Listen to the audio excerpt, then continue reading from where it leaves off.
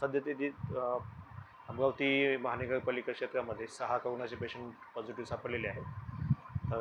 वैद्यकीय अधिकारी डॉक्टर काळेसाहेब महानगरपालिका हे त्याबद्दल त्यांची पुढचे जे फॉलोअप आहे त्या संदर्भाने जी तपासणी आहे ती करत आहे.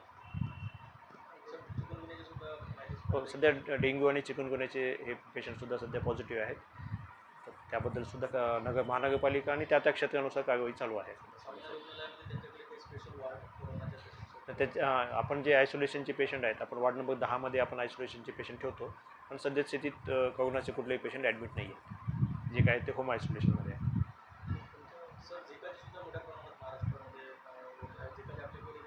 झिकाचे आपल्याकडे त्या संदर्भित कुठलेही म्हणजे संशयित रुग्ण काही सापडलेले नाही आहेत.